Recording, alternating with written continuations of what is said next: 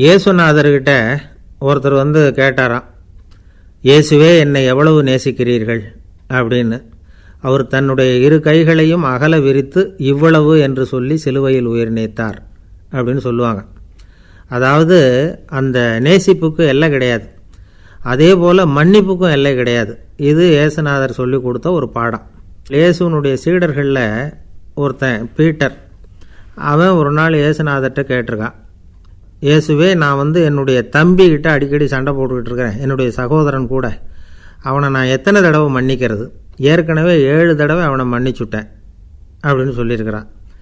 அப்போது இயேசு சொன்னாராம், மன்னிக்கிறதுக்கு எத்தனை தடவைங்கிற கணக்கெல்லாம் கிடையாது, எத்தனை தடவை உன்னுடைய சகோதரன் உன்னை கோபப்படுத்துகிறானோ அத்தனை தடவை நீ மன்னிக்கிறதுக்கும் தயாராக இருக்கணும், அதுதான் அப்படின்னு சொன்னாராம். அப்போ இவனுக்கு ஒன்றும் புரியல, இது என்ன அவன் தப்பு பண்ணிக்கிட்டே இருப்பான், நாம் மன்னிச்சுக்கிட்டே இருக்கிறதா அப்படிங்கிறது மாதிரி குழப்பமாக இருந்திருக்கிறான். அப்போது இயேசுநாதர் தன்னுடைய சீடன் பீட்டர்கிட்ட ஒரு கதை சொன்னாராம். அந்த கதை இன்றைக்கு நாம் வந்து எல்லாரும் சிந்தித்து பார்க்க வேண்டிய ஒரு கதை. அதாவது மன்னிப்பை விரும்புகிறவர்கள் மன்னிக்கவும் தயாராக இருக்க வேண்டும் அப்படிங்கிறது தான் அந்த கதையினுடைய தத்துவம். அந்த இயேசுநாதர் சொன்ன கதை என்னென்னா, ஒரு மன்னர் இருந்தார். அவர் ஒரு நாள் அரண்மனையில் உட்காந்து கணக்கு வழக்குகள்லாம் பார்த்துக்கிட்டு இருந்தார். நம்ம அரண்மனையிலேருந்து யார் யார் அரசாங்க கடன் வாங்கியிருக்கிறாங்க, யார் யார் திருப்பி செலுத்தியிருக்கிறாங்க அப்படிங்கிற விவரத்தையெல்லாம் பார்த்துக்கிட்டு இருந்தார். அப்போ தான் புரிஞ்சுது, அந்த அரண்மனையில் வேலை செய்கிற ஒருத்தனே அரசாங்க கடன் ஒரு வாங்கியிருக்கிறான். எவ்வளவு? 10,000 பொற்காசுகள் வாங்கியிருக்கான் கடன். இந்த 10,000 பொற்காசுகளை திருப்பி செலுத்தலை அரசாங்கத்துக்கு. இது மன்னர் கவனத்துக்கு வந்தது. உடனே நம்ம அரண்மனையில் இருக்கிறவனே அரசு கடன் வாங்கி திருப்பி செலுத்தாமல் இருக்கான், அவனை கூப்பிட்டு வாங்கன்னு சொல்லி கூப்பிட்டுட்டு வந்தாங்களாம். விசாரிச்சிருக்கிறாங்க, என்னப்பா நீ எவ்வளோ ஒன்று? ஆமாங்க 10,000 பொற்காசுகள் வாங்கியிருக்கிறேன், இன்னும் திருப்பி கட்டலைன்றிருக்கான். உடனே அவர் மன்னர் சொல்லியிருக்கிறார், நம்ம சட்டத்திட்டப்படி நீ உடனே பணத்தை திருப்பி கட்டிடு, அப்படி உன்னால் கட்ட முடியலன்னா உன்னுடைய வீடு வாசல் சொத்து சுகம் எல்லாத்தையும் விற்று அந்த பணத்தை அரசு கருவூலத்தில் சேர்த்துக்கிறதுக்கு நானே ஏற்பாடு பண்ணிடுறேன் அப்படின்னு அந்த மன்னர் சொன்னாராம். இவன் அப்படியே அதிர்ச்சி ஆகிட்டான், அப்படியே பொத்துன்னு காலில் விழுந்தானா, மன்னா என்னை மன்னிச்சுங்க, என்னால் முடியல, எனக்கு மன்னிப்பு கொடுங்க அப்படின்ட்டுருக்கான். உடனே அவர் எழுந்திரிச்சு, சரி நீ மன்னிப்பு கேட்டுவிட்ட, அதனால் உன்னை மன்னிக்கிறேன், நீ பணம் கட்ட வேண்டாம் அப்படின்னு சொல்லி அந்த மன்னர் அவனை விட்டுட்டாராம். பணத்தையும் தள்ளுபடி போட்டார், நீ திருப்பி கட்ட வேண்டான்னு. இவனுக்கு ரொம்ப மகிழ்ச்சி, அதனால் ரொம்ப உல்லாசமாக வந்துக்கிட்டு இருக்கிறான். தெருவில் வந்துக்கிட்டு இருக்கிறப்ப இவங்கிட்ட கடன் வாங்கின ஒருத்தன் எதுக்கு வந்துக்கிட்டு இருக்கான். அவன் இவங்கிட்ட ஒரு 100 பொற்காசுகள் கடன் வாங்கியிருக்கான். அவன் வந்தான், இவன் போய் அவன் சாட்டையாக பிடிச்சிக்கிட்டான், நீ எப்படா என் கடனை திருப்பி கொடுக்க போகிறேன்னு. அவன் இப்போ முடியல, கொஞ்சம் பொறுத்துக்கா, அப்புறம் தரேன் இருக்கான். அதெல்லாம் முடியாது, நீ கொடுத்து தான் ஆகணும் அப்படின்னு இவன் புடிவமாக சொல்கிறான். இப்போ நிலைமையை பாருங்கள், இவன் ஏற்கனவே இவன் 10,000 பொற்காசுகள் அரசாங்கத்தில் கடன் வாங்கினா அதுக்கு மன்னிச்சு விட்டுட்டார் இவனை. ஆனால் இவன் இன்னொருத்தனை மன்னிக்கிறதுக்கு தயாராக இல்லை. இவங்கிட்ட கடன் வாங்கின இன்னொருத்தன் 10 பொற்காசுகள், அவனை மன்னிக்க தயாராக இல்லை. அவனை கொண்டு போய் நீதிமன்றத்தில் கொண்டு போய் நிறுத்தி தண்டனை வாங்கி கொடுத்துட்டான். நீதிபதி என்ன சொன்னார், அந்த இவன் வாங்கின பொற்காசுகளை திருப்பி கட்டுற வரைக்கும் ஜெயிலில் இருக்கணுங்கிறது தீர்ப்பு. ஆனால் உடனே அரசர் காதில் வந்து விழுந்தது. சொல்லிட்டாங்க, உங்ககிட்ட மன்னிப்பு வாங்கிட்டு போனானே ஒருத்தன், அவன் வந்து இன்னொருத்தனை மன்னிக்கிறதுக்கு தயாராக இல்லை, அவனை கொண்டு போய் ஜெயிலில் அடைச்சிட்டான் அப்படின்னு. உடனே மன்னர் பார்த்தார், இவனை மறுபடியும் கூப்பிட்டு வர சொன்னார். தபாரப்பா, நான் வந்து உன்னை மன்னிச்சு விட்டேன், ஆனால் நீ இன்னொருத்தனை மன்னிக்கிறதுக்கு தயாராக இல்லை, அதனால் என்னுடைய தீர்ப்பையும் மாற்றுறேன், நீயும் அரசு கடன் தீர்ற வரைக்கும் ஜெயிலில் தான் இருக்கணும் அப்படின்னு சொல்லி ஜெயிலுக்கு அனுப்பிச்சிட்டாராம். இப்படி ஒரு கதையை இயேசுநாதர் தன்னுடைய சீடருக்கு சொன்னதாக ஒரு வரலாறு. அது என்ன, அதிலேருந்து நாம் புரிந்து கொள்ள வேண்டியதுன்னா, நாம் வந்து மன்னிக்கப்படணும்னு நாம் விரும்புகிறோம்னா நாம் இன்னொருத்தரை மன்னிக்கிறதுக்கு தயாராக இருக்கணும். அதனால் நாம் வந்து இன்னொருத்தரை யாரையும் மன்னிக்க மாட்டோம், ஆனால் என்ன இன்னொருத்தர் மன்னிக்கணும் அப்படிங்கிறது மாதிரி செய்யக்கூடாதுன்னு சொல்லுவாங்க. அது மாதிரி நாம் வந்து இப்போ இது தப்பாக புரிஞ்சுக்கிறவங்களும் இருக்கிறாங்க. பாவம் மன்னிப்புங்கிறதுலாம் எதுக்குன்னா, அதாவது மறுபடியும் பாவம் செய்யாமல் இருக்கிறதுக்காக தான். அதான் மன்னிக்கிறாரே அப்படிங்கிறதுக்காக மறுபடியும் பாவம் பண்ணிகிட்டு இருக்கிறது இல்லை. அதான் ஒருத்தர் கேட்டாராம், பாவத்திலேருந்து மன்னிப்பு கிடைக்கணும்னா நீ என்ன செய்யணும் அப்படின்னு கேட்டிருக்கார். அதுக்கு அவன் சொல்லியிருக்கிறான், நான் முதல்ல பாவம் செய்யணும், அப்போ தானே மன்னிப்பு கிடைக்கும் அப்படின்னு நானாம். இப்படிப்பட்டவர்கள் தான் இன்றைக்கி உலகத்தில் அதிகமாக இருக்கிறாங்க. அதனால் இந்த மன்னிப்பின் மகத்துவங்கிறது இயேசுநாதர்கிட்டேருந்து தான் நாம் புரிஞ்சுக்கணும். அந்த இயேசு சொன்ன அந்த மன்னிக்கிற மனோபாவம் இருந்தால் இன்றைக்கி உலகம் பூராவும் அமைதி பூங்காவாக இருக்கும். அதில் ஒன்றும் ஆச்சரியமே இல்லை. அதில் ஒன்றும் சந்தேகமும் இல்லை. அதனால் மன்னிக்கிற மனோபாவத்தை நாம் எல்லாரும் நமக்குள்ளே வளர்த்து கொள்ள வேண்டும் அப்படிங்கிறது தான் நாம் இன்றைக்கு எல்லோரும் சிந்தித்து பார்க்க வேண்டிய ஒரு செய்தி.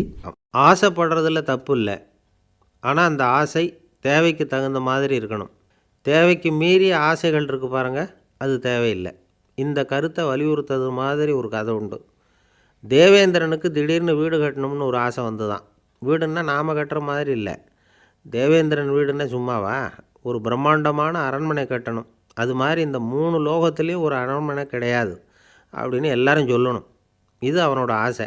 உடனே தேவ தச்சரான விஸ்வகர்மாவை கூப்பிட்டான், உத்தரவு போட்டான். விஸ்வகர்மா தன்னுடைய உதவியாளர்களை எல்லாம் கூப்பிட்டு ஒன்றா சேர்த்துக்கிட்டார். படாத பாடுபட்டு ஒரு பெரிய அரண்மனையை கட்டி முடித்தார். கட்டி முடிக்க 1000 வருஷம் ஆச்சு. தேவேந்திரன் வந்து பார்க்குறான். அவனுக்கு திருப்தி ஏற்படலை. என்னுடைய அந்தஸ்துக்கு இது ரொம்ப சாதாரணமான கட்டிடம், இதை விட இன்னும் பெருசாக கட்டு அப்படின்னா. தேவ தச்சர் திணறி போயிட்டார். அவரால் அதுக்கு மேலே எதுவும் செய்ய முடியல. என்ன பண்ணுறதுன்னு யோசனை பண்ணார். நேராக நாரதர் காலில் போய் விழுந்தார். நீங்கள் தான் என்னை இந்த பிரச்சனையிலேருந்து காப்பாற்றணும்னார். நாரதர் யோசனை பண்ணார். சரி கவலைப்படாதேன்னார். நேராக இந்திரன்கிட்ட போனார். இந்திரன் வந்து நாரதரை பார்த்த உடனே வாங்கன்னு கூட்டிகிட்டு போய் அரண்மனையை காட்டினான். இது மாதிரி ஒரு அரண்மனையை நீங்கள் வேறு எங்கேயாவது பார்த்துருக்குறீங்களா அப்படின்னு ரொம்ப பெருமையாக கேட்டான். நான் பார்த்ததில்லை, ஆனால் என்னை விட வயசில் மூத்தவர் மகரிஷி லோமேசர், அவர் ஒரு வேளை பார்த்துருக்கிறாரோ என்னமோ அப்படின்னார். உடனே அவரை மனசில் நினச்சி தியானம் பண்ணினார். அடுத்த கணம் லோமேசர் அங்கே வந்தார். இடையில் ஒரு சின்ன துண்டு, கையில் ஒரு கமண்டலம், தலையில் ஒரு பாய், அவ்வளவுதான் அவர்கிட்ட இருந்தது. எதுக்காக தலையில் எந்த பாய் அப்படின்னு கேட்டான் இந்திரன். என்ன மாதிரி அற்ப ஆயுள் உள்ள ஒரு ஜீவன் தனியாக வீடு கட்டிக்கிட்டு திண்டாடணுமா? இந்த பாய் தான் ஒரு வீடு மாதிரி எனக்கு நிழல் கொடுக்குது அப்படின்னார் அவர். என்னது, உங்களுக்கு வந்து அவ்வளவு கொஞ்சமான ஆயுளா அப்படின்னு ஆச்சரியத்தோடு கேட்டான் இந்திரன். ஆமாம், இதை பாரு, என்னுடைய மார்பில் ஒரு பொற்காசு அளவுக்கு ரோமம் உதிர்ந்துட்டுது. எப்போ என் உடம்புல உள்ள எல்லா ரோமமும் உதிர்ந்துருமோ அப்போ என்னுடைய ஆயுள் முடியும் அப்படின்னார். எப்போ அந்த ரோமங்கள் பூரா உதிரும்னு கேட்டான் இவன். ஒரு பிரம்மா மறைஞ்சதும் ஒரு ரோமம் உதிரும். என் உடம்புல உள்ள ரோமங்களின் எண்ணிக்கை எவ்வளவோ அவ்வளவு பிரம்மாக்கள் தோன்றி அவங்க ஆயுள் முடியும் பொழுது என் உடம்புல உள்ள ரோமங்கள் பூரா உதிரும் அப்படின்னார். அப்படின்னா ஒரு பிரம்மாவோட ஆயுள் எவ்வளவு காலம்னு கேட்டான். ஒரு பிரம்மாவுக்கு 100 தேவ வருஷம். ஒவ்வொரு தேவ வருஷத்துக்கும் 365 தேவ நாள். ஒவ்வொரு தேவ நாள்லேயும் ஒன்றை மாதிரி 14 இந்திரர்கள் தோன்றி மறைகிறாங்க அப்படின்னு மகரிஷி லோமேசர் சொல்கிறார். இதை கேட்டதும் இந்திரன் ஆடி போயிட்டான். அவ்வளவு ஆயுள் உள்ள இவரே அற்ப ஆயுள்னு சொல்கிறார்.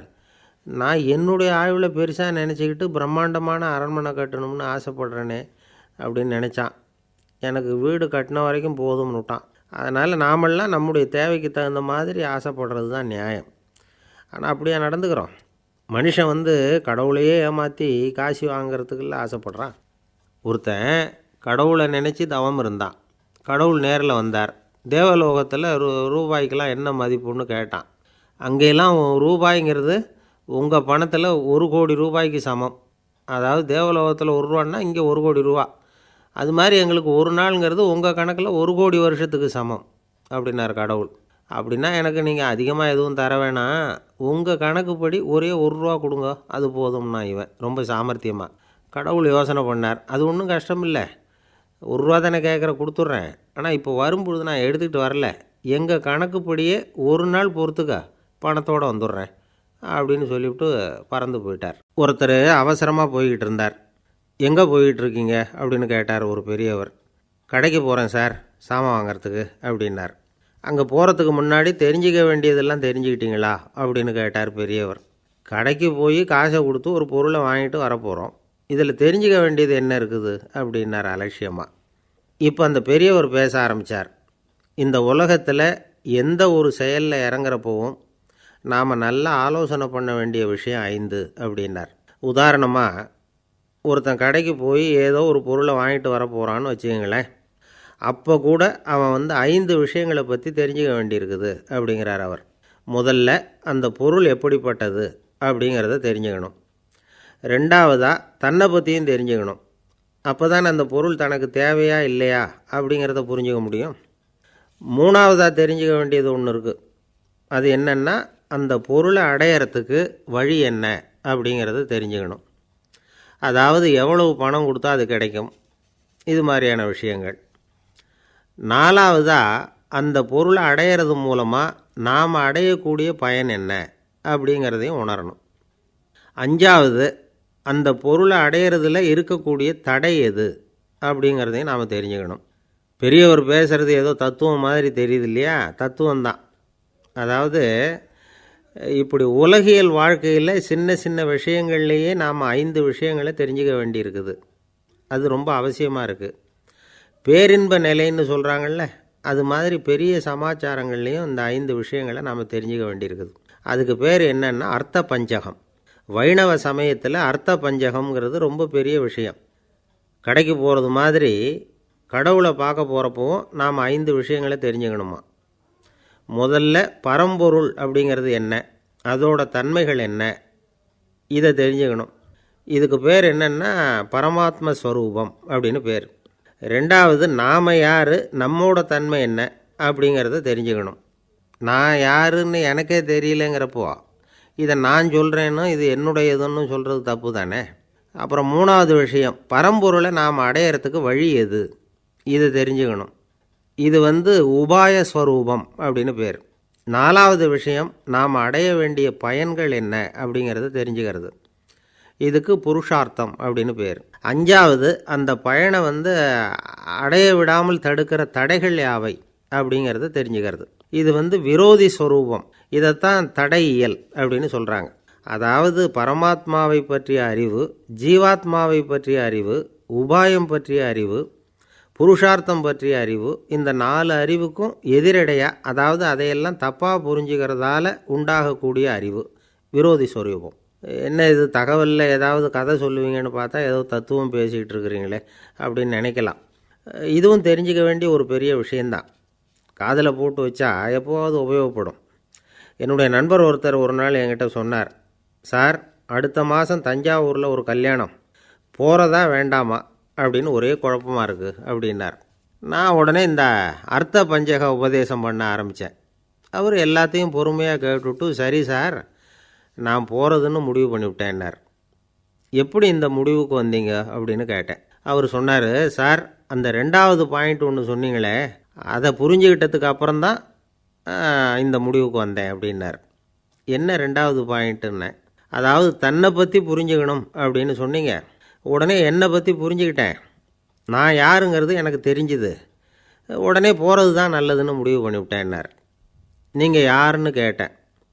நான் தான் சார் அந்த கல்யாணத்தில் தாலி கட்ட வேண்டிய மாப்பிள்ளை அப்படின்னார். ஒரு நாள் ஒரு தகப்பனார் தன்னுடைய பிள்ளையை அழைச்சிட்டு வந்தார்.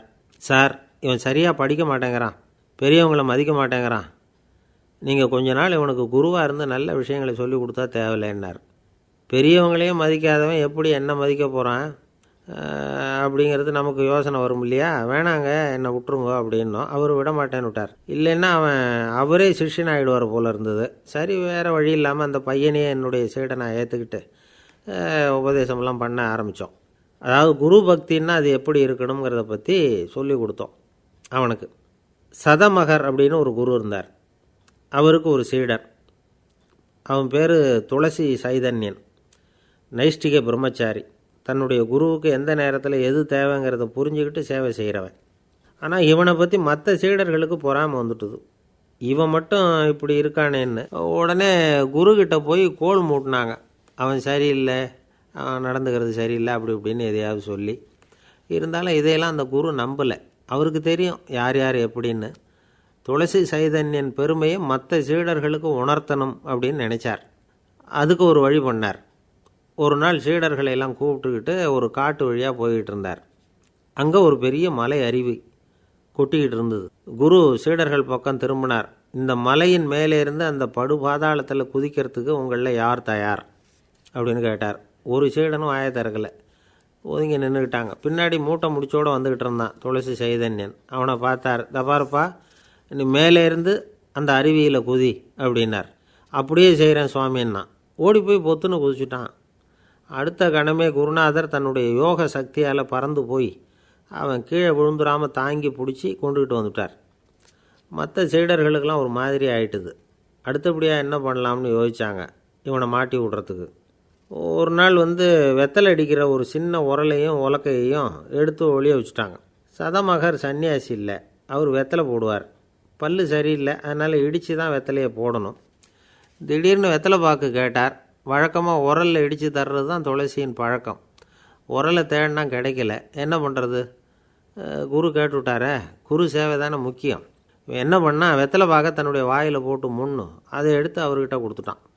குரு எதையோ படிச்சுக்கிட்டே அதை வாங்கி வாயில் போட்டுக்கிட்டார். துளசி இன்றைக்கி தாம்பூலம் நல்லா இடிக்கப்பட்டிருக்கு, ருசியாக வேறு இருக்குது, அதை இடித்த பாத்திரத்தை என் கண்ணால் பார்க்கணும்னு ஆசையாக இருக்குன்னு விட்டார். அதை மட்டும் அனுப்பி போய் நீ வர வேண்டான்னு வேற சொல்லிவிட்டார். இதை கேட்டதும் துளசி தவிச்சு போயிட்டான். இவன் போகாமல் எப்படி வாயை மட்டும் அனுப்பி வைக்க முடியும்? இவன் தவிக்கிறத பார்த்ததும் மற்ற சீடர்களுக்கெல்லாம் மனசுக்குள்ளே ரொம்ப சந்தோஷம். துளசி கொஞ்சமும் யோசிக்கலை, வாழை எடுத்தான், தன்னுடைய தலையவே அப்படியே அறுத்து வெட்டி எடுத்தான். இன்னொரு சீடங்கிட்ட கொடுத்துட்டான், எடுத்துகிட்டு போகணுன்னு சொல்லி கொண்டுட்டு போய் குரு முன்னாடி வைக்கிறாங்க. அந்த தலையில் வாய் திறந்துருக்கு, வெத்தலை போட்டு முன்னு இருந்தது, தெரிஞ்சு போச்சு, சிவப்பாக இருந்தது. அவனுடைய குரு பக்தியை இப்போ எல்லாரும் ஒத்துக்கிட்டாங்க.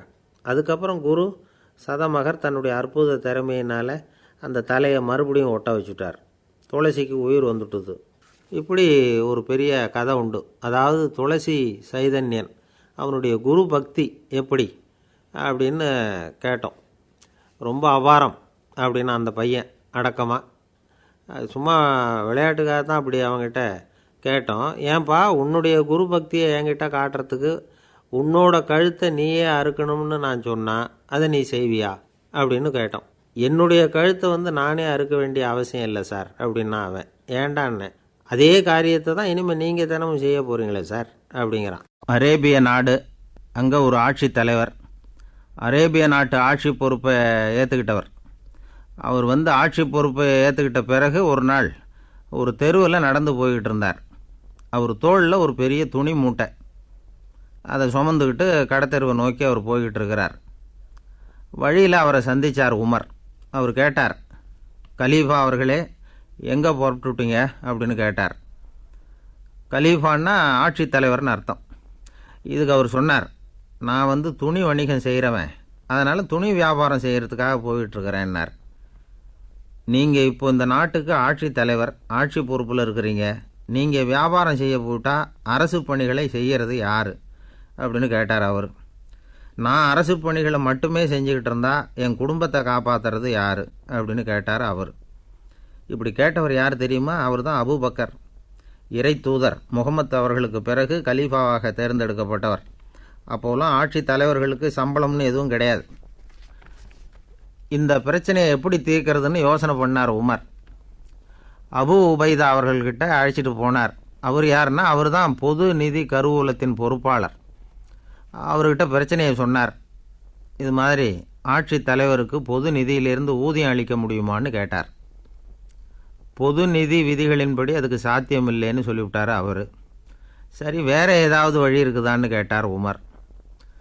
அபு உபைதா கொஞ்சம் யோசனை பண்ணி பார்த்தார். அப்புறமா சொன்னார், மக்காவிலிருந்து மதீனாவுக்கு குடிபெயர்ந்து வந்த அகதிகளுக்கு நிதி உதவி அளிக்கிறதுக்கு விதிகளில் இடம் இருக்குது. அப்படி பார்த்தா அபூபக்கரும் அகதி தானே, அதனால் எல்லா அகதிகளுக்கும் கொடுக்கறது மாதிரியே அவருக்கும் ஒரு தொகை அளிக்கலாம்னார். கலீஃபா அபூபக்கருக்கு இந்த அகதி உதவித்தொகையைத்தான் கொடுத்துட்டு வந்தாங்களாம். குடும்ப செலவுக்கு அது போதுமானதாக இல்லை. இருந்தாலும் கலீஃபாங்கிறதுக்காக மற்ற அகதிகளை விட அதிகமாக தொகையை பெற அவர் விரும்பலை. மார்பு பக்கம் கிழிஞ்சிருந்த ஒரு மேலாடையை தான் அவர் அணிஞ்சிருந்தார். அவருடைய துணைவியார் அஸ்மா, அவங்க ஒரு நாள் தேன் அருந்த ஆசையாக இருக்குன்னாங்களாம். நமக்கு கிடைக்கிற ஊதியம் குடும்ப செலவுக்கே போதுமானதா இல்லையே, இந்த நிலையில் தேன் வாங்கிறதுக்கு காசுக்கு நான் எங்கே போவேன்ருக்கார் அவர். கொஞ்ச நாள் கழித்து அவங்க ஒரு தொகையை அவர்கிட்ட கொடுத்து தேன் வாங்கிட்டு வர சொன்னாங்களாம். இவருக்கு ஆச்சரியம், ஏது இந்த பணம்னு கேட்டிருக்காரு. நீங்கள் தினமும் குடும்ப செலவுக்காக கொடுத்துக்கிட்டு வந்த பணத்தில் கொஞ்சம் கொஞ்சமாக மிச்சப்படுத்தி வச்சேன்னாங்களாம். அபூபக்கர் அந்த பணத்தை எடுத்துக்கிட்டு நேராக பொது நிதி கருவூல பொறுப்பாளர்கிட்ட போனார். இந்த பணத்தை பொது நிதியில் சேர்த்துருங்க, இது அதிகப்படியாக எனக்கு தரப்பட்டு வந்த ஊதியம், அடுத்த மாதத்துலேருந்து இந்த தொகையை குறைச்சிங்கன்னு வேறு சொல்லிவிட்டாராம். பசியை தணிக்க தேவையான அளவு உணவு, ஒரு ஜோடி உடை, இதை தவிர கூடுதலாக மக்கள் பொது நிதியிலிருந்து வாங்கிக்கிறதுக்கு என் குடும்பத்தாருக்கு உரிமை இல்லை அப்படின்னு சொல்லி கண்டிப்பாக சொல்லிவிட்டாராம். அவர் வாங்கிட்டு வந்த அந்த குறைந்த ஊதியம் கூட அவர் மனசை உறுத்திக்கிட்டே இருந்தது. கடைசி நேரம் அவர் தம்முடைய மகள் ஆயிஷா அவர்களை அழைச்சார். மகளே, இது வரைக்கும் பொது நிதியிலிருந்து நான் வாங்கிட்டு வந்த தொகை என்னுடைய இதயத்தில் பாரமாக அழுத்திக்கிட்டு இருக்கு. என் தோட்டத்தை விற்று அதில் வர்ற பணத்திலேருந்து நான் இது வரைக்கும் வாங்கிட்டு வந்த ஊதிய தொகையை கணக்கு போட்டு பொது நிதியில் சேர்த்துவிடு அப்படின்னாராம்.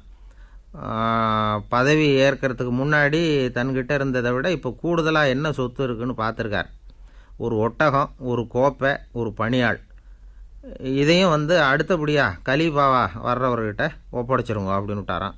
அதே மாதிரி அடுத்து வந்த உமர்கிட்ட ஒப்படைச்சாங்க. அப்போ உமர் சொன்னாராம், அபூபக்கரே, இந்த முன்மாதிரியால் உங்களுக்கு பிறகு இந்த ஆட்சி பொறுப்பை ஏற்கிறவர்களை பெரும் நெருக்கடிக்கு ஆளாகி விட்டீங்க அப்படின்னு சொல்லி ரொம்ப கண் கலங்கினாராம்.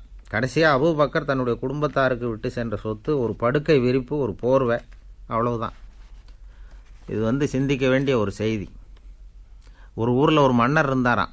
அமைச்சர் அவர்கிட்ட சொன்னாராம், மன்னா, நம்ம ராஜ்யத்தில் இனிமே லஞ்ச ஊழலே இருக்காதுன்னாராம். ஆஹா, அப்படின்னா ஊழல் பேர் வழிகளையெல்லாம் நாடு கடத்தியாச்சா அப்படின்னு கேட்டிருக்காரு மன்னர். இதுக்கு அவர், அப்படி இல்லைங்க, இனிமேல் கொடுக்கறதுக்கு ஜனங்கள்கிட்ட பணமே இல்லை அப்படி. இந்த உலகத்தில் எல்லாருக்கும் மகிழ்ச்சி தரக்கூடிய ஒரு பொருள் எது? இது ஒரு முக்கியமான கேள்வி. இந்த கேள்விக்கு பொருத்தமான ஒரு பதிலை உங்களால் சொல்ல முடியுமா? அதாவது கொஞ்சம் யோசித்து பார்த்தா பணம்னு சொல்லலாமா? இப்போ கையில் காசு இல்லாதவங்ககிட்ட ஒரு 10 ரூபாயை கொடுத்தா அது அவனுக்கு சந்தோஷத்தை கொடுக்கும். ஏற்கனவே வருமான வரி பிரச்சனையில் சிக்கி இருக்கிறவர்கிட்ட இன்னும் கொஞ்சம் பணம் இந்தாங்கன்னு சொல்லி கொடுத்தோம்னா அது அவருக்கு சங்கடத்தை தான் கொடுக்கும். அதனால் அந்த கேள்விக்கு பணங்கிறது பொருத்தமான பதிலாக இருக்க முடியாது. கேள்வி என்னென்னா, இந்த உலகத்தில் எல்லாருக்கும் மகிழ்ச்சி தரக்கூடிய ஒரு பொருள் எது? சரி, இனிப்புன்னு சொல்லலாமா? ஏன்னா எல்லாருக்கும் இனிக்க தானே செய்யும். அதுலேயும் ஒரு சிக்கல் இருக்குது. சர்க்கரை வியாதிக்காரங்களுக்கு அது என்ன சந்தோஷத்தையாக கொடுக்கும்? ஆக எல்லாருக்கும் வேறுபாடு எதுவும் இல்லாமல் மகிழ்ச்சியை கொடுக்கக்கூடியது வேறு ஏதோ ஒன்று இருக்குது. அது என்னன்னு கண்டுபிடிக்கணும். அதுதான் இன்றைக்கி தகவல். இப்போ அதை கண்டுபிடிக்கணும்னா இந்த கதையை கேட்கணும். அது என்ன கதைன்னா, ஒரு ஊரில் ஒரு ராஜா இருந்தார். அவருக்கும் இதே சந்தேகம் வந்துட்டுது. அதாவது எல்லாருக்கும் இன்பம் தரக்கூடிய பொருள் எது அப்படின்னு. இதுக்கு பதில் தெரிஞ்சுக்கிறதுக்கு ஆசைப்பட்டார். சரி, அதுக்கு என்ன செய்யலாம்னு யோசனை பண்ணார். நாட்டு மக்களுக்கு பகிரங்கமாக ஒரு அறிவிப்பு கொடுத்தார். நம்ம நாட்டு மக்கள் இன்பம் தரக்கூடிய பொருள் எதுன்னு நினைக்கிறாங்களோ அதை கொண்டுக்கிட்டு அரண்மனையில் உள்ள கண்காட்சி மண்டபத்தில் வைக்கலாம். அப்படி அவங்க வைக்கிற பொருள்களில் எது எல்லாருக்கும் இன்பம் தரக்கூடியதாக இருக்குமோ அதை வச்சவருக்கு 1000 பொற்காசுகள் பரிசு அப்படின்னு அறிவிப்பு கொடுத்துட்டார். ஜனங்கள் இந்த அறிவிப்பை கேட்டாங்க. அதுக்கப்புறம் சும்மா இருப்பாங்களா? 1000 பொற்காசுன்னா சும்மாவா? அவங்க கையில் என்னென்ன கிடைச்சதோ அதையெல்லாம் கொண்டாந்து அரண்மனை காட்சி மண்டபத்தில் வச்சுட்டாங்க. அதுக்கப்புறமா ராஜா அங்கே வந்தார். ஒவ்வொன்றா பார்த்துக்கிட்டே வந்தார்.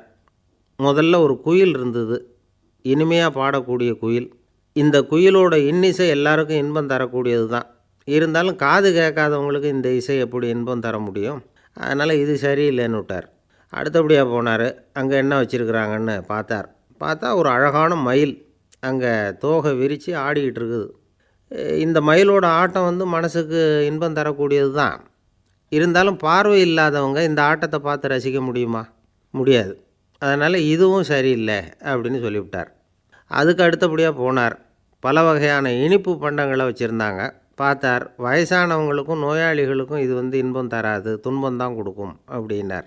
இப்படி ஒவ்வொன்றா பார்த்துக்கிட்டே போகிறார். அழகான மலர்கள், கனிகள், ஓவியங்கள் எதுவுமே பொருத்தமாக தெரியல. சகல பேருக்கும் இன்பம் தரக்கூடிய வகையில் எதுவும் இல்லை. கடைசியாக வந்தார். அங்கே ஒரு களிமண் பொம்மை இருந்தது. அது என்ன பொம்மை தெரியுமா? பசியால் வாடி இருக்கிற ஒருத்தருக்கு ஒரு அம்மா இனிமையாக பேசிக்கிட்டு சோறு போடுறது மாதிரி அந்த பொம்மையை செஞ்சுருந்தாங்க. அதுக்கு கீழே அன்பு அப்படின்னு எழுதியிருந்துதான். ராஜா பளிச்சுன்னு ஒரு முடிவுக்கு வந்தார். அந்த பொம்மையை செஞ்ச சிற்பியை வரவழைச்சார், பரிசு கொடுத்தார். அன்பு ஒன்று தான் எல்லாருக்கும் இன்பம் அளிக்கக்கூடிய பொருள். காது கேட்காதவங்களும் அதை கேட்க முடியும், பார்வை இல்லாதவங்களும் அதை பார்க்க முடியும், குழந்தைகளும் அதை உணர முடியும் அப்படின்னு அதுக்கு விளக்கம் கொடுத்தார் அந்த மன்னர். இந்த உலகத்தில் எல்லாருக்கும் மகிழ்ச்சி தரக்கூடிய ஒரு பொருள் அன்பு தான். அதை புரிஞ்சுக்கிட்டு தான் சில கணவன்மார்கள் மனைவி பேரில் ரொம்ப அன்பை காட்டிக்கிறது வழக்கம். ஒரு வீட்டு வாசப்படி பக்கமாக மழைக்கு ஒதுங்கினார் ஒருத்தர். மழை தூரிக்கிட்டு இருந்தது, இருட்டு நேரம். அந்த வீட்டில் இருந்தவர், இன்றைக்கி ராத்திரி வேணும்னா இங்கேயே தங்கிட்டு காலையில் போங்க அப்படின்னார். உடனே இவர் சொன்னார், ரொம்ப நன்றிங்க, ஒரு 10 நிமிஷத்தில் இதை வந்துவிடுறேன் அப்படின்னு சொல்லிவிட்டு எங்கேயோ ஓடினார். 10 நிமிஷம் கழித்து திரும்பி வந்தார். ஆமாம், எங்கே போயிட்டு வந்தீங்கன்னு கேட்டார் வீட்டில் இருந்தவர். நேராக எங்கள் வீட்டுக்கு போய் மனைவிக்கிட்ட இன்றைக்கி ராத்திரி இங்கேயே தங்கிக்கிறேன்னு சொல்லிவிட்டு வந்துவிட்டேன் அப்படின்னார் அவர். அன்பில் இது ஒரு ரகம். ஒருத்தர் ரொம்பவும் மகிழ்ச்சியாக வந்துக்கிட்டு இருந்தார். என்ன விஷயம்னு விசாரித்தேன். நான் தோற்று போயிட்டேன், அதுதான் மனசுக்கு மகிழ்ச்சியாக இருக்குது அப்படின்னார். எனக்கு இது ரொம்ப ஆச்சரியமாக போச்சு. இந்த உலகத்தில் தோற்று போகிறவங்க யாரும் மகிழ்ச்சியாக இருக்கிறதில்ல. அப்படி இருக்கிறப்ப இவர் இப்படி சொல்கிறாரே, எங்கே தோற்று போனீங்கன்னு கேட்டேன். அதுக்கப்புறம் தான் அவர் விவரமாக சொன்னார். என்னோடய 5 வயசு குழந்தையோடு நான் விளையாடிக்கிட்டு இருந்தேன். அந்த விளையாட்டில் என் குழந்தை ஜெயிச்சுட்டுது, நான் தோற்று போயிட்டேன் அப்படின்னார் ரொம்ப உற்சாகமாக. நான் யோசித்து பார்த்தேன். அதாவது நாம் சின்ன குழந்தையாக இருக்கிறப்போ எந்த விளையாட்டில் கலந்துக்கிட்டாலும் அதில் நாம் தான் ஜெயிக்கணும்னு ஒரு வெறி நமக்குள்ளே இருக்கும். நம்மளை எதிர்த்து விளையாடுறவர் நல்லவரா கெட்டவரா, பெரியவரா சின்னவரா அப்படிங்கிறதெல்லாம் முக்கியம் கிடையாது. அவர் தோற்று போகணும், நாம் ஜெயிக்கணும், அதுதான் முக்கியம். எதிரியை சந்தோஷப்படுத்த விளையாடுகிற கலை அப்போ நமக்கு தெரியறதில்ல. வாழ்க்கையில் ஒரு பக்குவம் வந்ததுக்கு அப்புறம் வெற்றி பெறணுங்கிற மன அழுத்தம் போயிடுது. போட்டியில் ஜெயிக்கணுங்கிறத விட குழந்தையை சந்தோஷப்படுத்தணுங்கிறது முக்கியமாக போச்சு. ஜெயிக்கணுங்கிற வெறி ஓடி போட்டுது. ஒரு குழந்தையாக இருந்தப்போ நம்ம வளர்ச்சிக்கு உதவிய வெறி பெரியவனானதுக்கு பிறகு நமக்கு எதிரியாக மாறுது. அதை சரியான சமயத்தில் நாம் புரிஞ்சுக்கிட்டோம்னா போதும், நாம் பொழைச்சிக்கலாம். ஒவ்வொரு மனுஷனுமே வாழ்க்கையோட அடுத்த கட்ட வளர்ச்சியில் அடி எடுத்து வைக்கிற நேரத்தில் தன்கிட்ட இருந்து ஏதோ ஒரு குணத்தை அல்லது தன் குணம் இருந்த ஏதோ ஒரு உறவை நாம் இழக்கத்தான் வேண்டியிருக்குது. ஒரு கட்டம் வரைக்கும் உதவியாக இருந்த குணம் அடுத்த கட்டத்துக்கு தடையாக கூட மாறிடலாம். இந்த பரிமாண மாற்றத்துக்கு உள்ளாகிற ஒவ்வொருத்தரும் பிரத்யட்சமாக இதை உணர்றாங்க. ஆனால் பல பேர் எப்படின்னா பழசை திறந்துவிட்டு புதிய கொள்கைகளை உருவாக்கிக்கிறதுக்கு இஷ்டம் இல்லாமல் இருந்துவிடுறாங்க, அல்லது அப்படி செய்ய முடியாமல் தவிக்கிறாங்க. இதையெல்லாம் மீறி அந்த பழசை திறந்துவிட்டா அதை இழந்ததால் உண்டாகிற மன அழுத்தம் சில காலத்துக்கு வருத்திக்கிட்டு தான் இருக்கும், வேறு வழி இல்லை. ஆரோக்கியமான ஒரு முன்னேற்றத்துக்காக அந்த மன அழுத்தத்தை தாங்கிக்கத்தான் வேணும் அப்படிங்கிறாரு அந்த உலக புகழ்பெற்ற மேதை ஒருத்தர், இந்த ஸ்காட் பெக் அப்படிங்கிறவர். பிறந்த நாள் முதல் இதுதான் சரி அப்படின்னு கற்பிக்கப்பட்டு வந்த ஒவ்வொரு தத்துவத்தையும் தங்களுடைய வளர்ச்சிக்கு தகுந்த மாதிரி மாற்றி அர்த்தப்படுத்தி கொள்ள முடியாமல் வாழ்க்கை சூழலில் அப்படியே அரைப்பட்டு தூளாகிறவர்கள் தான் ரொம்ப தவிக்கிறாங்களாம். இதுதான் அவருடைய கருத்து. பெரும்பாலும் மனிதர்களுடைய நடுத்தர வயசில், அதாவது 30 தாண்டுகிற சமயத்தில் தான் இந்த தவிப்பு உண்டாகுதான். இதை தான் மேற்கத்திய நாடுகளில் அடிக்கடி மிட் லைஃப் கிரைசிஸ் அப்படின்னு சொல்கிறாங்க. அப்பப்போ பழசையெல்லாம் தொலைச்சி விட்டு புதுசாக பிறக்கிறதுக்கு கற்றுக்கணும். ஒவ்வொரு நிமிஷத்தையும் அந்த நிமிஷத்துக்கு ஏற்ற சித்தாந்தம் கொண்டவர்களாக சந்திப்போம் அப்படிங்கிறார் அந்த உளவியல் நிபுணர். இப்படி பழகிக்கிட்டால் வாழ்க்கை இன்பமயம், இல்லைன்னா தவிப்பு மயம்தான். பழசை தொலைக்க முடியாதவர்களில் எத்தனையோ பேர் உண்டு, எத்தனையோ ரகம் உண்டு. அதில் வேடிக்கையான நண்பர்களும் உண்டு. ஒருத்தர் நண்பர் வீட்டுக்கு போனார். அவர் ஏதோ இனிப்பு பலகாரம் கொடுத்து சாப்பிட சொல்லியிருக்கிறாங்க அவங்க வீட்டில். இவர் சாப்பிட்டு பார்த்துட்டு சொன்னாராம், சார் 6 மாதத்துக்கு முன்னாடி ஒரு தடவை இங்கே வந்தேன், அப்போது ஒரு இனிப்பு பலகாரம் கொடுத்தீங்க, அது இதை விட நல்லா இருந்தது சார் அப்படின்னாராம். அப்போ செஞ்ச அதே இனிப்பு பலகாரம் தான் சார் இதுவும் அப்படின்னாராம் அவர். ஊருக்கு வெளியில் அமைதியான ஒரு இடம், அங்கே ஒரு ஆசிரமம், அங்கே ஒரு சாமியார். அவர் தினமும் நல்ல போதனைகள்லாம் செய்வார். பல பேர் போய் அங்கேயே சில நாள் தங்கி இருந்து அவர் சொல்கிற அறிவுரைகளை எல்லாம் கேட்டுக்கிட்டு வர்றது வழக்கம். ஒரு தடவை அவரை பார்த்துட்டு போகிறதுக்காக 3 வெளியூர் தம்பதிகள் வந்தாங்களாம். அந்த மடத்திலேயே சாப்பிட்டுக்கிட்டு தங்கி இருந்து அவங்களுடைய போதனைகளை கேட்டுக்கிட்டு போகணுங்கிறது அவங்க நோக்கம். காலையில் குளிச்சுட்டு பூஜையில் உட்காந்தார் அந்த சுவாமி. இவங்களும் குளிச்சுட்டு அந்த பூஜையை பார்க்குறதுக்காக அவர் முன்னாடி உட்காந்தாங்க. பூஜை ஆரம்பமாச்சு. சம்பிரதாயப்படி அது ரொம்ப நேரம் நடந்துக்கிட்டே இருக்குது. இவங்களுக்கு நல்ல பசி இருந்தாலும் இந்த நேரத்தில் அதை எப்படி வெளியில் காட்டிக்கிறது? பேசாமல் இருந்தாங்க. அந்த சுவாமி பூஜையை முடித்தார். அதுக்கப்புறம் பேச ஆரம்பித்தார்.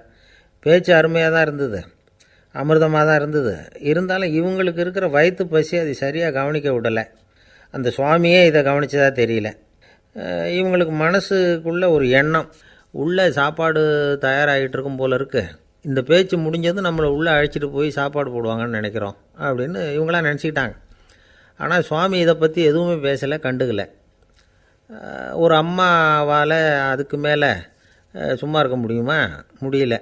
சாப்பாட்டை கவனிக்கலாமா அப்படின்னு சொல்லி மெதுவாக ஆரம்பித்தாங்க. கவனிக்கலாமே அப்படின்னு உள்ளே அழைச்சிட்டு போனார் சுவாமி. இவங்க ரொம்ப அவசரமாக எழுந்திரிச்சு உள்ளே ஓடினாங்க. அங்கே ஒரு மேஜை மேலே ஒரு கிண்ணம் மூடி இருந்தது. இதுதான் சாப்பாட்டு மேஜை போல இருக்குது, இங்கே சாப்பாடு வந்துடும் அப்படின்னு நினச்சாங்க. உடனே போய் சுற்றி உக்காந்துக்கிட்டாங்க. சுவாமி அந்த கிண்ணத்தை எடுத்து அந்த அம்மா கிட்ட கொடுத்தார். அவங்க அதை வாங்கி மூடியை திறந்து பார்க்குறாங்க. உள்ளே ஒரு சாவி இருக்குது. சரிதான், இது சமையலறை சாவி போல் இருக்குது. அங்கே போய் அதை திறந்து சாப்பாட்டை நாமே எடுத்துக்கிட்டு வந்து இங்கே வச்சுக்கிட்டு சாப்பிட்ணும் போல இருக்குது அப்படின்னு நினச்சாங்க. சாவி இருக்கு இல்லையா, வாங்க பூட்டு நிறையா காட்டுறேன் அப்படின்னு சுவாமி அவங்கள அழைச்சிட்டு போனார், காட்டினார். இவங்க அந்த அறையை ரொம்ப ஆவலோடு திறந்தாங்க. உள்ளே பார்த்தா அங்கே அரிசி, பருப்பு, விதவிதமான காய்கறி எல்லாம் இருக்குது.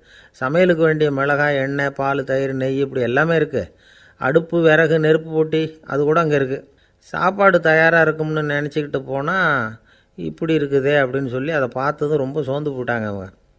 சுவாமி, என்ன இது சாப்பாடு இல்லையா அப்படின்னாங்க. அதுதான் சாப்பாட்டுக்கு வேண்டிய எல்லாம் இங்கே இருக்குதே. அடுப்பு மூட்டி நீங்கள் தான் அவங்கவுங்க ருசிக்கு தகுந்த மாதிரி சமைச்சிக்கணும். இந்த சன்னியாசிக்கு எப்படி சமைக்க தெரியும் அப்படின்னு கேட்டார் சுவாமி. சாப்பாடு தயாராக இருக்கும்னு நாங்கள் எதிர்பார்த்தோம் அப்படின்னாங்க. நீங்கள் இப்படி சொல்லுவீங்கன்னு நானும் எதிர்பார்த்தேன். இது வரைக்கும் நான் எவ்வளவோ தத்துவம்லாம் எடுத்து சொன்னேன். எல்லாத்தையும் விட இதுதான் அனுபவபூர்வமான தத்துவம். ஆண்டவன் நமக்கு நல்ல மனசை கொடுத்துருக்குறான், நல்ல வாய்ப்புகளையும் தந்திருக்கிறான், அதையெல்லாம் பயன்படுத்திக்கக்கூடிய மூளையையும் சிந்தனையையும் கொடுத்துருக்குறான். அதனால் அடுப்பை தான் நீங்கள் மூட்டணும். அடுப்பை நீங்கள் தான் மூட்டணும். உங்களுக்கு உகந்ததை நீங்கள் தான் சமைச்சு ருசித்து அனுபவிக்கணும். ஆண்டவனே அதை செஞ்சிகிட்டு இருக்க மாட்டான் அப்படின்னாராம் அந்த சுவாமி. நம்முடைய வாழ்க்கையில் பல நல்ல பலன்களை பெறுறதுக்கு நாம் தான் முயற்சி பண்ணணும். அதுக்குரிய சூழ்நிலையை தான் ஆண்டவன் கொடுப்பானே தவிர அதை விளக்கிறதுக்காக தான் அந்த சுவாமி அப்படி செஞ்சு காட்டியிருக்கிறார். இது ஒரு பெரியவர் இப்படி ஒரு விளக்கம் கொடுத்தார். அதுக்கப்புறம் அந்த 3 தம்பதிகளும் தெளிவடைஞ்சுட்டாங்களாம். நாம் தெளிவடைகிறது எப்போங்கிறது தான் தெரியல அப்படின்னு பல பேர் இதை கேட்டுட்டு சொல்லிகிட்டு இருக்கிறாங்க. இந்த கதையை நம்முடைய நண்பர் ஒருத்தர்கிட்ட சொன்னேன். அந்த நண்பர் ரொம்ப சந்தோஷப்பட்டார். நீங்கள் சொல்கிறது கரெக்டு சார், ஆனால் நான் அதை விட ஒரு படி மேலே சார். எனக்கெல்லாம் அரிசி, பருப்பு இருக்கிற ரூம் எதுன்னு கையை காட்டிட்டா போதும். உடனே கிண்ணத்துலேருந்து சாவியை எடுத்து கொடுக்கணுங்கிற அவசியம்லாம் இல்லை எனக்கு. அப்புறம் எப்படி ரூமை திறந்துருவீங்க அப்படின்னு கேட்டேன். பூட்டை உடச்சி திறந்துருவேன், அதுதான் எனக்கு பழக்கம் அப்படிங்கிறார். ஒரு வயசான அம்மா தெரு வழியாக போயிட்டு இருந்தாங்க.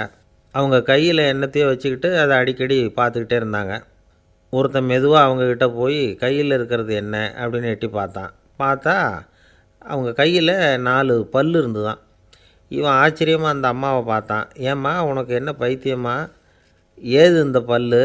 இதை என்னத்துக்காக கையில் வச்சுக்கிட்டு அலைஞ்சிக்கிட்டு இருக்கிற அப்படின்னு கேட்டிருக்கான். அதுக்கு அந்த அம்மா விவரம் சொல்ல ஆரம்பித்தாங்களாம். இதை பாருப்பா, எனக்கு ஒரு மகன் இருந்தான். அவனை ரொம்ப செல்லமாக வளர்த்தேன். அவனை தரையிலேயே நடக்க விடுறதில்ல, எப்பவும் தூக்கி வச்சுக்கிட்டு இருப்பேன். அவன் நல்லா பெரியவனாகி பள்ளிக்கூடம் போகிறப்ப கூட அவன் புஸ்தக மூட்டையை நான் தான் சுமந்துக்கிட்டு போவேன். பார்க்குறவங்க கூட கேலி பண்ணுவாங்க, ஏம்மா படிக்க போகிறது நீயா உன் பிள்ளையான்னு கேட்பாங்க. அவன் இன்றைக்கி எவ்வளோ பெரிய மனுஷன் ஆகிட்டான், வெளிநாட்டில் பெரிய உத்தியோகத்தில் இருக்கான். சமீபத்தில் இங்கே வந்துட்டு போனான். ஒரு நாள் ஏதோ கோபத்தில் என்ன அரைஞ்சுட்டான். அப்போ இந்த 4 பல்லும் கீழே விழுந்துட்டுது. இன்னமும் கூட விழுந்திருக்கும், ஆனால் பல்லு தான் இல்லை. என் புள்ள அரைஞ்சதுனால விழுந்த பல்லு இல்லையா அது. அதனால் இதை எப்பவும் என் கையிலேயே வச்சுக்கிட்டு ஆசையோடு பார்த்துக்கிட்டு இருக்கிறேன். அவன் தான் வெளிநாட்டுக்கு போட்டான். அவனை பார்க்க முடியாத ஏக்கத்தை நான் இந்த பல்லை பார்த்து போக்கிக்கிறேன் அப்படின்னு நாங்களாம் அந்த அம்மா. இந்த கதை எதுக்காகன்னா, தாய் அன்பு அப்படிங்கிறது எப்படிப்பட்டதுங்கிறத புரிஞ்சுக்கிறதுக்காக. கல்யாணம் ஆனதுக்கப்புறம் தாயை மறந்து விடுறவங்க எத்தனை பேர் இந்த உலகத்தில்? அவங்க காதில் வேணுங்கிறதுக்காக தான் இந்த தகவல். ஆனால் ஒரு விஷயம் மட்டும் நல்லா புரிஞ்சுக்கணும். தாயை மதிக்க தெரிஞ்சவங்க தான் இன்றைக்கி வாழ்க்கையில் எல்லா விதத்துலேயும் முன்னுக்கு வந்திருக்கிறாங்க. வேணும்னா விசாரித்து பார்த்துக்குங்க. இன்னொரு அம்மா இருந்தாங்க. அவங்க தினமும் ஒரு கோயிலுக்கு வருவாங்க. சாமியை பார்த்து, கடவுளே நான் இறந்து போனால் நரகத்துக்கு போகணும் அப்படின்னு வேண்டிக்குவாங்களாம். எல்லோரும் சொர்க்கத்துக்கு போகணும்னு தானே கடவுள்கிட்ட வேண்டிக்குவாங்க. இந்த அம்மா தினம் நான் நரகத்துக்கு போகணும் அப்படின்னு வேண்டிக்கிறாங்க. அங்கே இருந்த அர்ச்சகருக்கு இது சந்தேகம். ஒரு நாள் அதை நேரடியாகவே அவங்கக்கிட்ட கேட்டுவிட்டார். அதுக்கு அந்த அம்மா பதில் சொன்னாங்களாம், ஐயா, எனக்கு கல்யாணம் ஆகி ரொம்ப நாள் வரைக்கும் குழந்தை பாக்கியம் இல்லாமல் இருந்தது. கோயில் குளம் எல்லாம் சுற்றி வந்தேன். ரொம்ப நாள் கழித்து ஒரு குழந்தை பிறந்தது, ஆண் குழந்தை. அவனை நான் ரொம்ப செல்லம் கொடுத்து வளர்த்தேன். அதோட விளைவு என்ன ஆச்சுன்னா அவன் ரொம்ப மோசமாக ஆயிட்டான். கெட்ட பழக்க வழக்கம்லாம் கற்றுக்கிட்டான். அவன் இறந்து போனால் நிச்சயம் அவனுக்கு நரகம்தான் கிடைக்கும். அந்த அளவுக்கு கெட்டவன் அவன். அப்படிப்பட்ட காரியங்கள்லாம் பண்ணிகிட்ருக்கான், எனக்கு தெரியும். இவனுக்காக நரகத்தில் கூட யாரும் தயவு காட்ட மாட்டாங்க, தாட்சண்யம் காட்ட மாட்டாங்க. அதனால் இவனுக்கு முந்தி நான் இறந்து நரகத்துக்கு போயிட்டா அங்கே இவனை கவனிச்சிக்கலாமே, இவனுக்கு பணிவிடை செய்யலாமேன்னு பார்க்குறேன் அப்படின்னு நாங்களாம். அதனால தான் நான் நரகத்துக்கு போகணும்னு தினம் ஆண்டவனை வேண்டிகிட்டு இருக்கிறேன் அப்படின்னு கண்கலங்கி அந்த அம்மா சொன்னாங்களாம். அதுதான் தாய் உள்ளம்ங்கிறது. தாயின் பெருமையை சரியாக உணர்ந்துட்டா அவங்களுக்கு எப்பவும் எந்த கஷ்டமும் வராது. இது ஏதோ உபதேசத்துக்காக சொல்கிற வார்த்தை இல்லை, உண்மையான வார்த்தை. இந்த விவரத்தையெல்லாம் நண்பர் ஒருத்தர்கிட்ட சொல்லிக்கிட்டு இருந்தேன். அவர் கொஞ்ச நாள் கழித்து என்னை தேடி வந்தார். அவர் கையிலேயும் 4 பல் வச்சுருந்தார். என்னங்க ஆச்சு, ஏதுங்க இந்த பல் அப்படின்னு விசாரித்தோம். உங்கள் உபதேசத்தை கேட்டுவிட்டு இந்த உலகத்தில் எல்லாரையும் தாயாக நினைக்க ஆரம்பிச்சிட்டேன். ஒரு அம்மாவை கடத்தரில் பார்த்து தாயேன்னு கூப்பிட்டேன். அவங்க உடனே பலார்னு என்னை அரைஞ்சிட்டாங்க. பல் விழுந்துட்டுது. அதை தான் பொறுக்கி எடுத்துக்கிட்டு நேராக உங்களை தேடி வந்துக்கிட்டு இருக்கிறேன்னார். தாயேன்னு தானே கூப்பிட்டீங்க, அதுக்கு ஏன் அரைஞ்சாங்க அப்படின்னு கேட்டோம். நான் தாயேன்னு கூப்பிட்டது அவங்க காதில் நாயேன்னு விழுந்துட்டு தான், அதுதான் இப்படி ஆயிட்டுது அப்படின்னு. அந்த காலத்தில் அண்ணாமலை ரெட்டியார்னு ஒருத்தர் இருந்தார். அவர் வெங்கனூர் அப்படிங்கிற கிராமத்தில் இருந்தார். அங்கேருந்து விருத்தாசலம் கோவிலுக்கு தவறாமல் போயிட்டு வந்துக்கிட்டு இருந்தார். இடையில் வெள்ளாறு, அதில் ஒரு சமயம் வெள்ளம் வந்துட்டுது. இவரால் போக முடியல. அதோட விளைவு வெங்கனூர்லேயே ஒரு கோவில் கட்டணும் அப்படின்னு முடிவு பண்ணார், சிவாலயம்.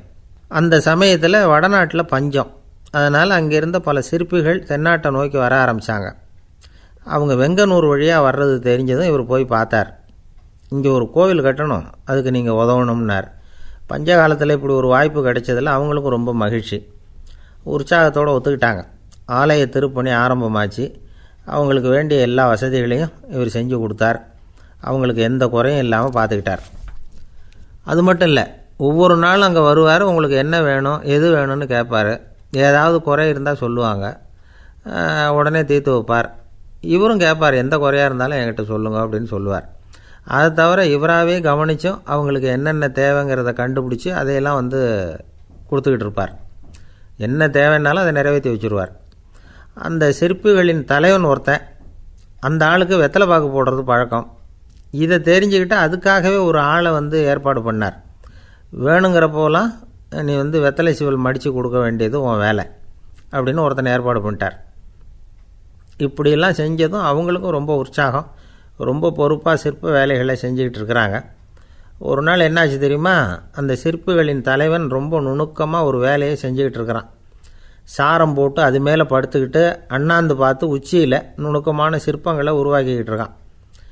சிற்பியின் கவனம் செதறப்படாதுங்கிறதுனால இவர் மெதுவாக சத்தம் போடாமல் கிட்ட போய் நின்று அதை கவனிச்சிக்கிட்டு இருக்கிறார்.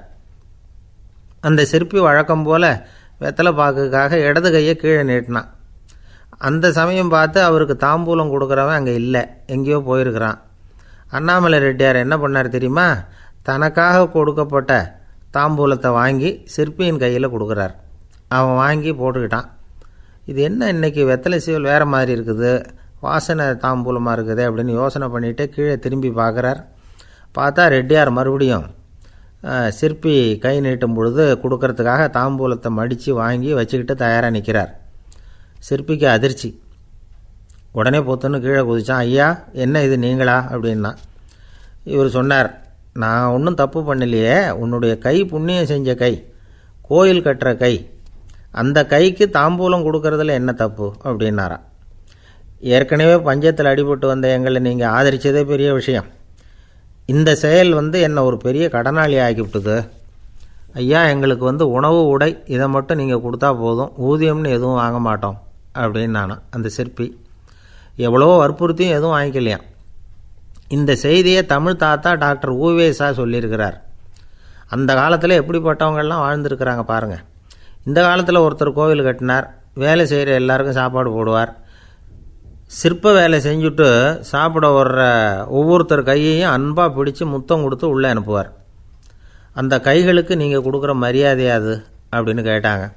அடா, அது இல்லைங்க, ஏற்கனவே முதல் பந்தியில் சாப்பிட வந்தவன் மறுபடியும் வர்றானான்னு கண்டுபிடிக்கிறதுக்காக கையை பிடிச்சி மோந்து பார்க்குறேன் அப்படின்னாராம் அவர்.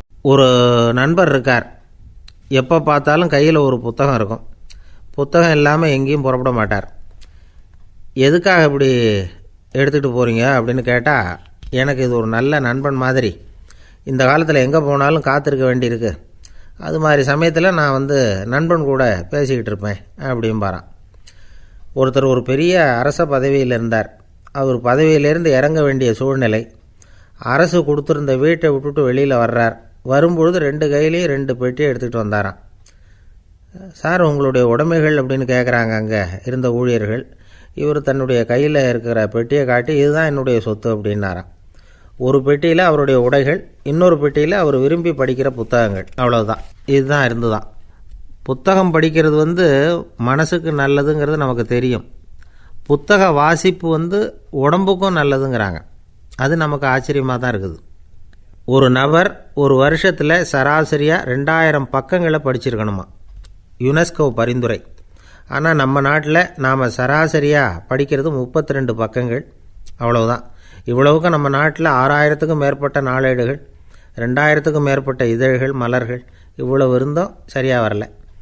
இந்த உலகத்தில் முதல் நூலகம் எங்கே எப்போ ஆரம்பமாச்சு தெரியுமா? கிமு 2500ஆம் ஆண்டில் அது ஆரம்பமாயிருக்குது. பாபிலோனியாவில் அமில் அணு அப்படிங்கிற அரசன் தான் நூலகத்தை உருவாக்கி இருக்கிறான். அப்போல்லாம் தாள் கிடையாது, களிமண் தான். களிமண் பலகைகளில் எழுதி அது தொகுத்து அப்படியே நூலாக்கி அதை நூலகத்தில் வச்சுருப்பாங்களாம். அரசருடைய நூலகத்தில் 1000த்துக்கும் மேற்பட்ட நூல்கள் இருந்ததாக வரலாற்று குறிப்பு இருக்குது. அது மட்டும் இல்லை, அந்த நூலகத்தில் பொருள் வாரியாக, அதாவது சப்ஜெக்ட் வாரியாக புத்தகங்களை வகைப்படுத்தி வச்சுருந்தாங்களாம். அதில் மிச்சம் இருந்த ஒரு 25 களிமண் பலகை புத்தகங்கள் இன்றைக்கும் பிரிட்டிஷ் அருங்காட்சியகத்தில் இருக்குதான். அச்சு தாள் இதெல்லாம் ஏற்பட்டதுக்கப்புறம் அமைக்கப்பட்டது தான் பிரான்சில் இருக்கக்கூடிய பாரிஸ் நூலகம். 1480 பிரெஞ்சு மன்னர் 11ஆம் லூயி இந்த நூலகத்தை அமைச்சாராம். ஆனால் அப்போல்லாம் அரசர்கள் மட்டும்தான் நூலகத்தை பயன்படுத்த முடியுமா. அதுக்கப்புறம் 17ஆம் நூற்றாண்டில் இந்த முறை மாறி பொதுமக்கள் அங்கே போகலாம், படிக்கலாம் அப்படிங்கிற நிலைமை தான். போட்லியன் நூலகம் அப்படின்னு அதுக்கு பேர், பாரிஸ் நகரத்தில் இருக்குது. அங்கே தான் நூல்களின் பட்டியல் தயாரிப்பு பணி ஆரம்பமாச்சு. கல்வி வளர்ச்சியையும் நூலகத்தையும் இணைச்சவர் நெப்போலியன் போனபார்ட். முன்பணம் செலுத்தி புத்தகத்தை படிக்கிற முறையையும் அவர் தான் கொண்டுகிட்டு வந்தாராம். மக்கள்கிட்ட வசூலிக்கிற வரியின் ஒரு பகுதியை நூலகத்துக்கு பயன்படுத்தினவரும் அவர் தானா. நெப்போலியன் நூலகத்தில் உலகத்தில் உள்ள எல்லா மொழி நூல்களும் இருக்குதான். அங்கே ஒரு தமிழ் நூலும் இருந்திருக்குது. அது என்னென்னா கம்பராமாயணம். சோவியத் யூனியனுக்கு படையெடுத்து போனப்போ அங்கேருந்து லட்சக்கணக்கான புத்தகங்களை இந்த பனிச்சறுக்கு வாகனங்கள் இருக்குல்ல, அதில் கொண்டுகிட்டு வந்ததாக வரலாறு. அடுத்தபடியாக குறிப்பிட்டு சொல்லத்தக்க நூலகம் எதுன்னா பிரிட்டிஷ் நூலகம். மிக பழைய கையெட்டு பிரதியெல்லாம் கூட அங்கே இருக்குது. 1753 ஆரம்பமாச்சு. அதில் உள்ள நூல்களை வரிசையாக அடுக்கினா 180 கிலோமீட்டர் நீளத்துக்கு வருமா.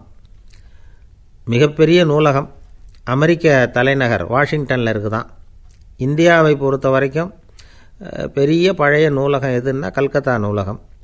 எல்லா இந்திய மொழி நூல்களும் இங்கே உண்டு. மகாகவி பாரதியார் நடத்தின இந்தியாங்கிற இதழின் எல்லா பிரதிகளும் அங்கே பாதுகாப்பாக இருக்குது. படிக்கும் பழக்கம் இங்கே வளர வேண்டியிருக்குது. ஒருத்தர்கிட்ட ஒரு புஸ்தகத்தை கொடுத்து விமர்சனம் எழுத சொல்லியிருந்தாங்க. கொஞ்ச நாள் கழித்து அவரை போய் பார்த்து, என்னங்க புஸ்தகத்தை படித்து பார்த்தீங்களா அப்படின்னு கேட்டாங்களாம்.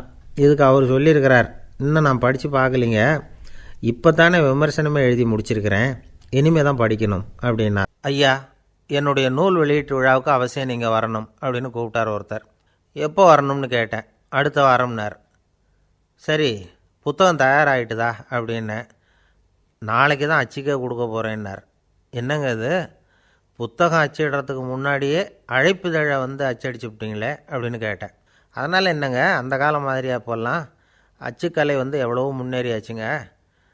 லைனோ type, monotype, phototype, laser, இப்படி என்னென்னமோ வந்தாச்சு.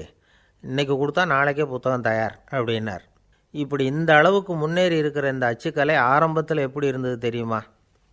அந்த காலத்தில் காகிதம்னா என்னென்னே தெரியாது. அப்படி ஒன்று கண்டுபிடிக்கப்படவே இல்லை. அப்போல்லாம் எதையாவது ஒன்று எழுதணும்னா அதுக்கு ஆட்டு தோலை தான் பயன்படுத்தி இருக்கிறாங்க. கண்ணுக்குட்டி தோல் கூட அதுக்கு உபயோகப்பட்டு தான்.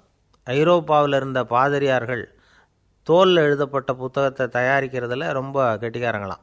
எகிப்து, அப்புறம் மத்திய தரைக்கடல் ஓரத்தில் உள்ள நாடுகள், இங்கெல்லாம் தோல் தான் எழுதுபொருளாக பயன்பட்டு வந்திருக்குது. ஆனால் நம்ம நாட்டில் ஓலைச்சுவடிகளை எழுத்துக்கு பயன்படுத்தியிருக்கிறாங்க. எழுதுறதுக்கு தோலை பயன்படுத்தினவங்க பிறகு பேப்பரைஸ் அப்படிங்கிற கோரை புல்லை அதுக்கு பயன்படுத்தினாங்களாம். இதெல்லாம் அப்படி கொஞ்சம் கொஞ்சமாக கண்டுபிடிச்சிட்டு வந்திருக்கிறாங்க.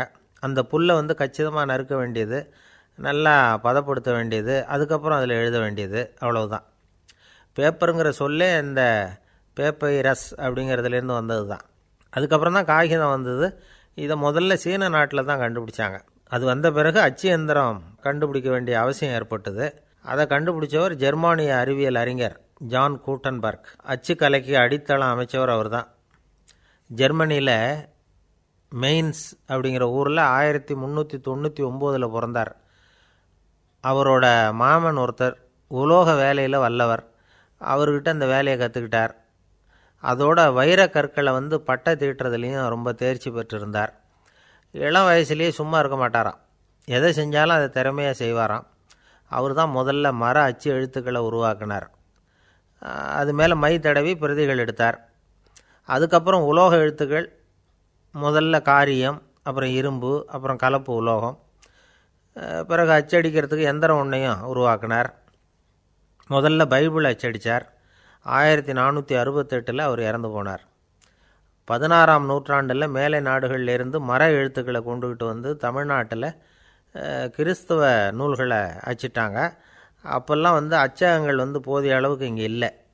அதுக்கு என்ன காரணம்னா, இந்தியர்கள் அச்சகங்களை நடத்தக்கூடாது அப்படின்னு சட்டம். 1835 வரைக்கும் அந்த சட்டம் நடைமுறையில் இருந்தது. இந்த நிலைமையில் அங்கேயும் இங்கேயுமா 1-2 அச்சகங்கள் ஆரம்பமாச்சு. 1713 தரங்கம்பாடியில் லூத்தரன் மிஷன் அச்சகம், அதே ஆண்டில் சென்னையில் SPCK அச்சகம். இது ரெண்டும் தான் இந்தியாவில் முதல்ல தொடங்கப்பட்ட அச்சகங்கள். ஆட்டுத்தோல்லையும் ஓலைச்சுவடியிலையும் எழுதப்பட்ட எழுத்துக்கள் இன்றைக்கி எங்கேயோ போயிடுது. ஆனால் நம்ம ஊரில் எழுத்தாளர்கள் நிலைமை தான் ஒன்றும் சொல்லிக்கிறது மாதிரி இல்லை. நம்ம ஆள் ஒருத்தர் சொன்னார், சார், நான் சொந்தத்தில் ஒரு அச்சாபீஸ் வச்சுருந்தேன், இப்போவும் வச்சுருக்கிறேன். அதனால் என்னுடைய படைப்புகளை புத்தகமாக வெளியிடுறதில் எனக்கு ஒன்றும் கஷ்டம் இல்லை. வருஷத்துக்கு ஒரு புத்தகம் எழுதி வெளியிட்டுருவேன். 15 வருஷமாக இலக்கிய உலகத்துக்கு இப்படி சேவை செஞ்சுக்கிட்டு வர்றேன்.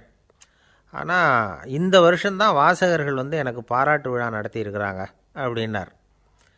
இந்த வருஷம் அப்படி என்ன விசேஷம் அப்படின்னு கேட்டோம். இந்த வருஷம்தான் நான் எந்த புத்தகம் எழுதி வெளியிடாமல் இருந்தேன், அதுக்காகத்தான் எனக்கு இந்த பாராட்டு விழா அப்படின்னார்.